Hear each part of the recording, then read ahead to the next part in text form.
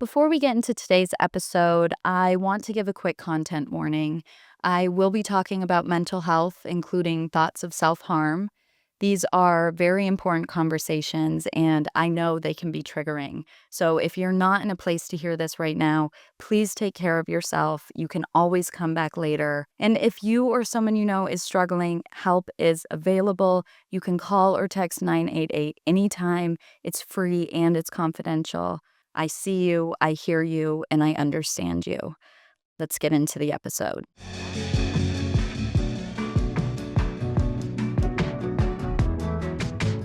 Hi, everybody, and welcome back to the Bitch in My Brain podcast. My name is Josie. It is a pleasure to be with you this week. I had to take care of some business the last few weeks, so it feels really good to finally be back on my meditation couch, talking to you guys and giving you guys a little bit of an update. I actually celebrated my 29th birthday last week, which is very exciting, but I'm also like, holy shit, I still feel like a child in many aspects. I'm still on my parents' phone bill, so I'm not quite ready to fully step into adulthood right now. Mom, Dad, please, dear God, keep me on your plan. I need you guys. And it really makes me think about my 20s and all of the different kind of versions of myself, the good, the bad, the ugly, for sure. My 21 to 25 was pretty ruthless as far as my actions. I put myself in those positions. But my later 20s, we kind of got it figured out and we're moving in the right direction. But last week, I decided to take a little bit of time to really reflect on the past year and what 28-year-old Josie, has accomplished, or the obstacles I faced, definitely the lessons. So I thought this week I would invite you guys in and we can do a little reflecting together. And so really, I think we can start off that pretty much exactly a year ago, I really kicked off my 2-month mental breakdown. And I've kind of alluded to this in other episodes, but I thought I would give you guys, the full scoop of what went down. So last June, like I just said, I completely lost myself. I was in a very dark place, and really what this stemmed from was my burnout and overwhelm from working with my client. We were doing a bunch of different marketing stuff, different campaigns, different programs, launching a book. There was so much stuff to do, and I was pretty much a one-man marketing team. So I was just drowning in work and I was miserable. And I was really hopeful though, because at the beginning of the year, I had set a boundary with myself. And I told myself that I was no longer going to trade in happiness for money. And so January of 2024, I decided to leave all of my other clients. And ultimately, I took a $30,000 pay cut, which, is really tough to say, but at the time I was really valuing my happiness and doing something I loved. And my other clients, they weren't fulfilling that joy of marketing like my other client was. And I made that vow to myself. And at the beginning, I felt really confident about it. And I was like, you know what? If I just have to focus on one client, my life will be easier. There would be a lot more stress. Well, that was not the fucking case. If anything, it was 10 times worse. And so it was right around June where my burnout from all of that work really came to the surface. And I had been kind of pushing it down because I really couldn't let those thoughts of being unhappy or being miserable take away from the time I needed to spend doing the marketing. And so I was just kind of stuck in between a rock and a hard place, but always choosing to honor my client and the work that I needed to do for my client. So essentially honoring the money over my happiness.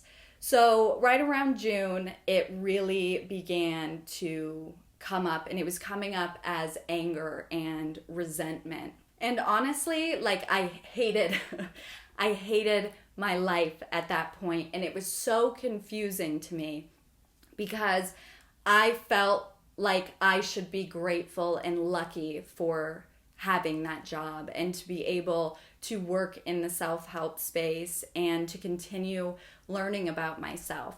So I felt this immense amount of guilt for not being grateful to have the job and be working on the things that I was working on. But I was dying inside. Like it was such a hard battle for me because you're acknowledging that you're miserable and you're unhappy, and yet here I am forcing myself to be like, you need to be happy. You should be grateful. You should not be angry. You know, like I said, you're lucky to have this. And so it was such an internal battle for me, and I truly felt like there was no escape and I had no way out. And the mindset I was in ultimately led me down a incredibly dark path.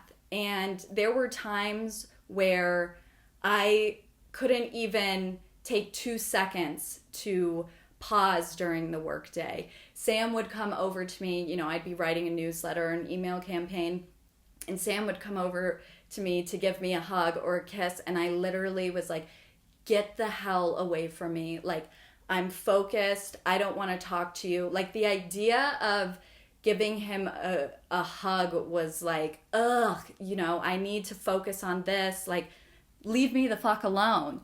And every time I reacted like that, I felt bad. But it was also, I felt like it was not in my control. Like, I couldn't help but act that way because I couldn't handle anything else. I was balancing so much stuff that even one more thing or one more action would just send me overboard. And I hated that about myself because I would reflect on it and I'm like, God, this is so sad that I can't even make space to get a peck on the cheek. And it was definitely having an impact on our relationship as well because I wasn't showing up as the best version of myself. I was inherently angry, resentful, burnt out. All of the kind of negative, frustrating emotions, I was just carrying them all, and they were all coming out, you know, sideways in different ways. And it continued to escalate. And ultimately, that dark place started to, and this is a little heavy, but, you know, I started to get small pieces of suicidal ideation. And the only relief that I felt I could have was stepping off the side of a cliff. And that was a visual that replayed in my head every single day, every night before bed as I'm thinking about what I'm gonna have to do the next day. And I was like, that vision is so clear to me to this day. And it was scary because that was the first time I'd ever reached that point of like, when is this gonna stop? Like, when am I gonna find that relief that I desperately need? And I felt like I didn't have an option. So jumping off that cliff was my escape from all of the pain and stress that I had been dealing with for so long. And I finally decided to speak up with my client, and I was not met with the reaction that I hoped for. I brought up, you know, I'm in a very dark place. I am really struggling. I don't feel like I have any choice or ability to cut back or take time for myself. And their reaction was very brutal. It was very sharp, very blunt, and it was so hurtful to me because I had put so much trust into this person. I felt, for the most part, safe around this person. And it really just, it's almost like that conversation moved me 1 or 2 more inches to the side of the cliff. It was pretty bad. And I realized at that point, as I moved closer with every conversation or, project or task added, that I was heading down a really bad path that I was super unsure what it would look like. So I connected with one of the coaches in my program, and I basically was like, this is a call for help. I need you to help me figure out what is going on in my internal world, because it was hard to kind of reflect on what was going on in my inner world by myself, because it was, it was so clouded by all of these emotions. And so we spent probably 6 weeks every week meeting and just working through what I was feeling, and that resentment and that anger and the feeling like I didn't have a choice on how I can get out of this situation and find that happiness again.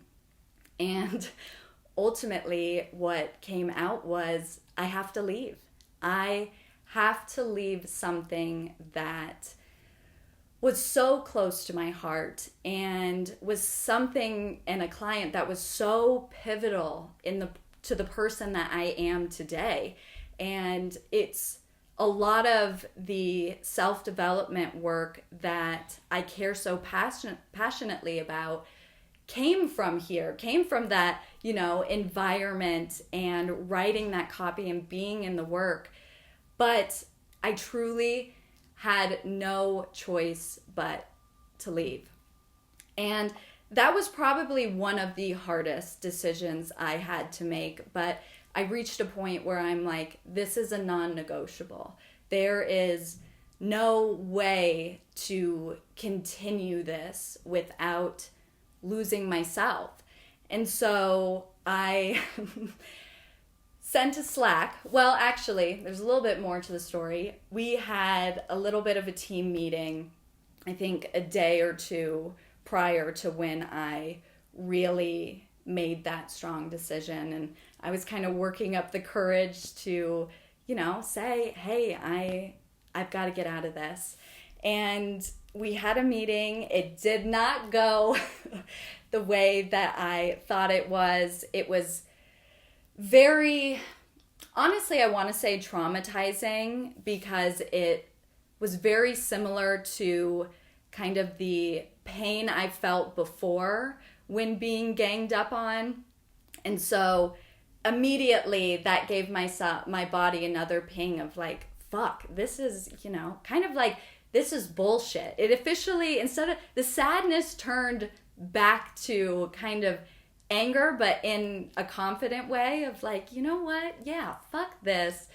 At the beginning, it was like, fuck you guys. Hopefully they're not listening. They might be. But it was great. As much as it was terrible to have a meeting like that, it was also great because that moved me out of the door even more confidently. And a day or 2 later, she ends up sending me this Slack message, and it's like, we love you, we're here to support you, all of that. And it was a little too late. And so I messaged her back and I said, thank you for this. I appreciate it. However, I'd like to schedule some time to talk about my position.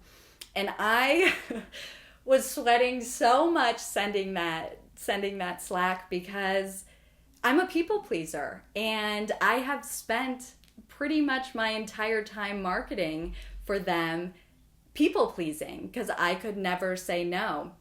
And so it was a little nerve-wracking to send that Slack, but once I pressed send, I was like, fuck yes, Josie. Like, we're doing it. You just did. You can do hard things is basically, what really came over me. And so a few days later, we hopped on the phone, and I was really happy because I decided to write her a letter because I wanted to make sure that my words didn't get messed up, things didn't come off in a bad way, I just wanted to be very professional, but also authentic to how I was feeling. So I wrote her a letter, and I thought it would be nice for you guys to listen to what I wrote. So I start off. I'm writing this because it's important that I convey what my heart feels in a truthful, productive, and respectful way. You matter a lot to me. This job mattered a lot to me. But in the past year, I feel as though my feelings have shifted. And what once lit me up now brings me pain. I no longer feel like myself. The version of me that I've been working so hard for these last 2 years. The version that felt strong, optimistic, and confident in my capabilities.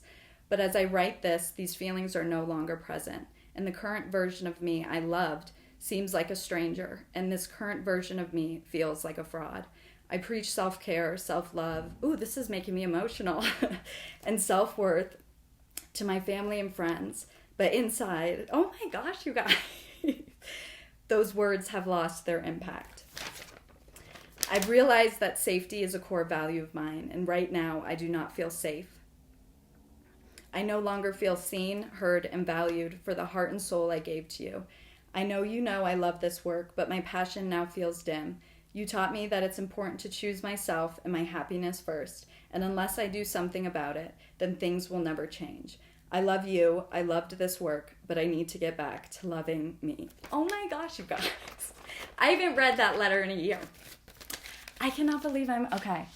I thought I wasn't expecting to get all teared up. So, it was straight from my heart. It was very powerful, and it was exactly what I felt I needed to say to truly release any guilt for leaving, but also it was a way that I can acknowledge that I'm taking my power back.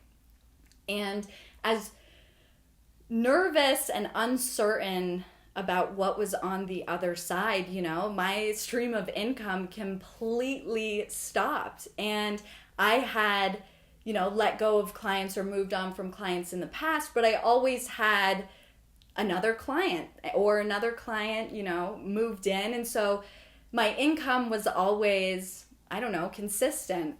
But this was the first time since I was 14, 15, 16, that I haven't had money coming in. Like, I have literally always had a job. So I moved into, honestly, the most uncertain time of my life. And it was also a time that I found the most freedom because I was able to make the choice for me and ultimately follow my passion to start this podcast.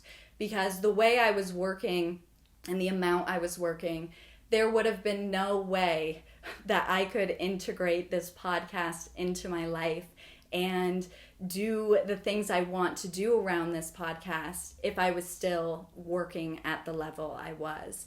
And this is when, I really tune into the universe, and I'm like, as much as this was miserable and chaotic, there was so much growth that happened that has led me to the place I am today, where I am like, I'm finally doing something that truly lights me up and doesn't suck shit out of me. Because that was another big thing, and it was definitely it opened my eyes, because after I quit, literally the day I stopped working, the amount of people afterwards that told me, oh my God, Josie, you have your light back. Your aura is different. You seem so much happier. And it was surprising because besides my, outbursts, I didn't know that it was physically taking a toll on me. Now I look back and I'm like, fucking duh, like you were a ghost. There was nothing in your eyes. Like you were just trying to, get by.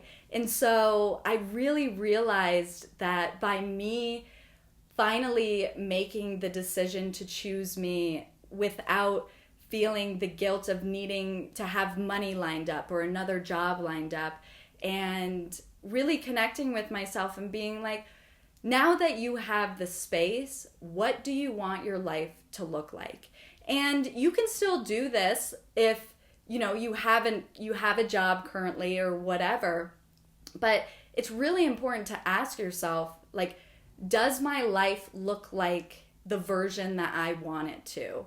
Am I the highest version of myself?